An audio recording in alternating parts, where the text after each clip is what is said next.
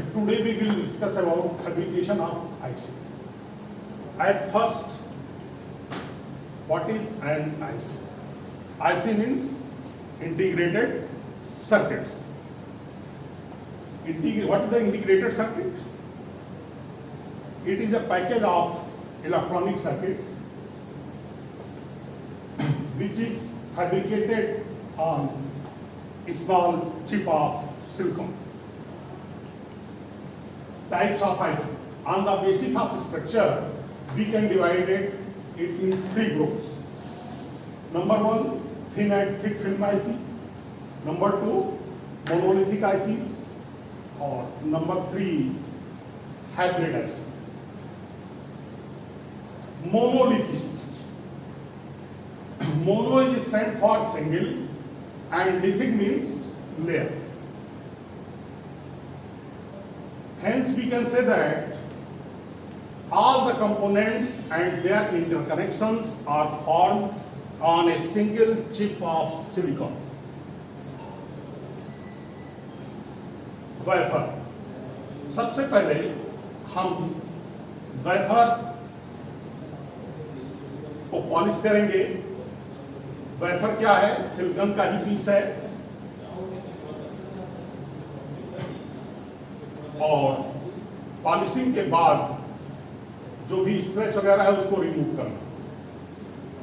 ये पूरी IC fabrication एक तरह से कई प्रोसेस होते हैं इसमें, जिसमें सबसे पहला है एपिटैक्सियल ग्रोथ.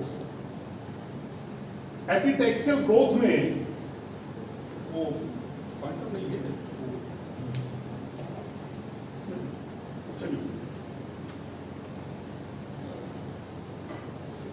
एपिटैक्सियल ग्रोथ, इसमें हम पहले पी टाइप सबस्ट्रेट लेते हैं. ये नीचे वाला जो पोर्शन है ये है पी टाइप सबस्ट्रेट, और इस पी टाइप सबस्ट्रेट के ऊपर एक पतली सी लेयर एन टाइप सिलिकॉन की हम इस पर ग्रो करते हैं. ठीक है, इसीलिए इसका नाम दिया गया है एपिटैक्सियल ग्रोथ. कैसे होता है? On the high P type substrate, high का मतलब high resisting, N type silicon layer is grown by placing the wafer in the furnace at 12,000 centigrade. इसको भट्टी में रख देते हैं और 1200 डिग्री सेंटीग्रेड पर हीट करते हैं और उसके बाद इस पे जो है हम ये ग्रो करते हैं by introducing A gas containing donor impurity. क्योंकि हम जानते हैं कि सिलिकॉन मटेरियल है, सिलिकॉन मटेरियल को जैसे पी टाइप बनाना है या एन टाइप बनाना है, तो पी टाइप बनाने के लिए अदर इम्प्योरिटी हम डालेंगे, एन टाइप बनाने के लिए अदर इम्प्योरिटी डालेंगे. तो इम्प्योरिटी आइटम को यहाँ जैसे हम ग्रो करते हैं तो ये हमारा एपिटैक्सियल लेयर तैयार हो जाता है. The thickness of epitaxial layer depends on the temperature and time used for thermal diffusion. Epitaxial layer ultimately become the collector for a transistor और एन एलिमेंट फॉर डायोड और कैपेसिटर. ये जो कुछ होता है सबस्ट्रेट, इस सबस्ट्रेट पे हम कुछ नहीं करते, केवल हम इस पर एक एपिटैक्सियल लेयर ग्रो करेंगे जो एन टाइप मटेरियल का होगा, और ये एन टाइप मटेरियल का जो लेयर है इसी के ऊपर अगर हमें ट्रांजिस्टर बनाना हो, डायोड बनाना हो, कैपेसिटर बनाना हो, जो कुछ भी बनाना है, जो भी एलिमेंट्स बनाना है, वो सारा ग्रो हम इसी पर करेंगे, केवल जो एन टाइप का हमने लेयर बनाया है. ऑक्सीडेशन, इसके बाद होता है ऑक्सीडेशन. ऑक्सीडेशन प्रोसेस में क्या करते हैं कि एक सिलिकॉन डाइऑक्साइड की लेयर हम इस एपिटैक्सियल लेयर के ऊपर ग्रो करते हैं. ग्रो करने का तरीका क्या है? The layer of SiO2 is grown over the epitaxial layer. The wafer expose to an oxygen atmosphere at about 1000 degree centigrade. तो ग्रो करने का तरीका यही है कि चूंकि ये एन टाइप एपिटैक्सियल लेयर है, इसमें ऑलरेडी सिलिकॉन है, इसके ऊपर हम ऑक्सीजन पास करते हैं या इसको ऑक्सीजन एटमॉस्फेयर में एक्सपोज करते हैं 1000 डिग्री सेंटीग्रेड पर. तो सिलिकॉन ऑक्सीजन से रिएक्ट करके सिलिकॉन डाइऑक्साइड लेयर बना देता है. अब इसके बाद जो प्रोसेस है वो थोड़ा लंबा प्रोसेस है, फोटोलिथोग्राफी।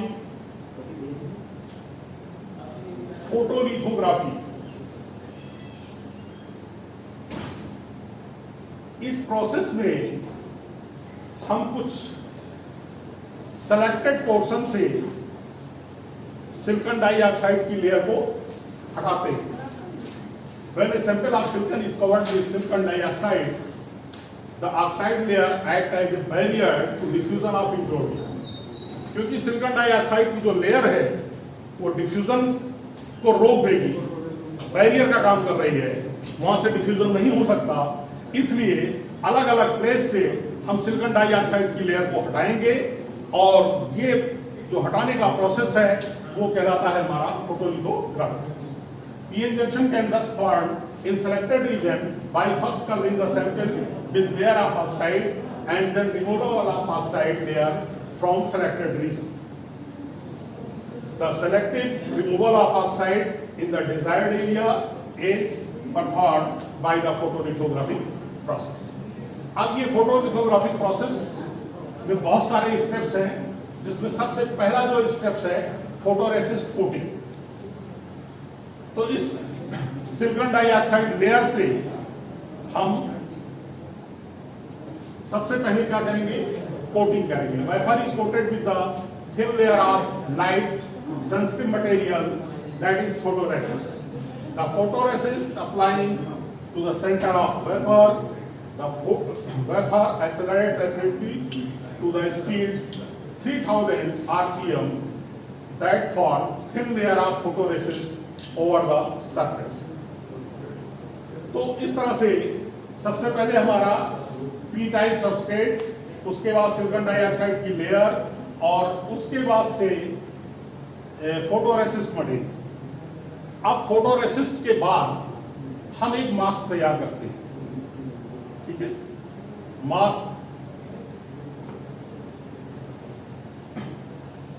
मास्क का काम ही है किसी चीज को ढकना। तो यहां पर एक फोटो मास्क तैयार किया गया है। The photoresist coated wafer is aligned with the mask bye placing the wafer in the mask align. अब ये जो फोटो मास्क है इसको ला करके इसके ऊपर हम रख देते हैं।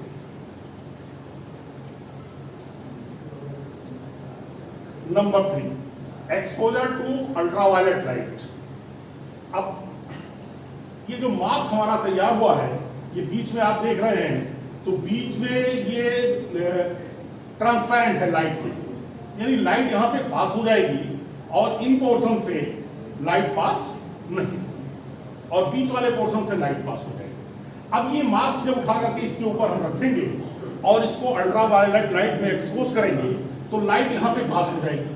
अब जब लाइट ये पास होगी तो ये जितना पोर्शन पे लाइट पड़ेगा ये इतना पोर्शन पॉलीमराइज हो जाएगा, और पॉलीमराइज होने के बाद ये हार्ड हो जाएगा और ये फिर जल्दी डिसॉल्व नहीं।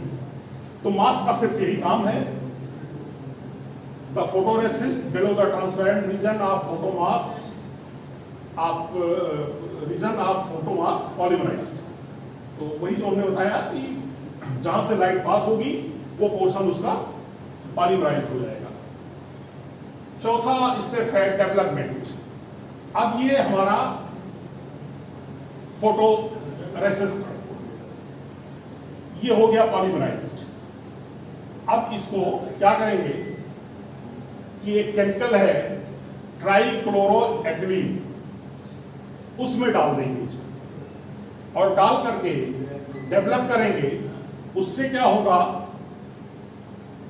कि जो पॉलीमराइज्ड फोटोरेसिस्ट है वो एज सच रहेगा और जो अनपॉलीमराइज्ड फोटोरेसिस्ट है वो डिसॉल्व हो जाएगा।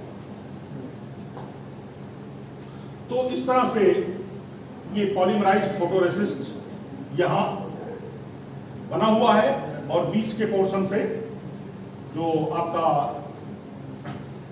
ये था वो डिसॉल्व हो गया, और अब ये नीचे की लेयर आपकी सिलिकॉन डाइऑक्साइड।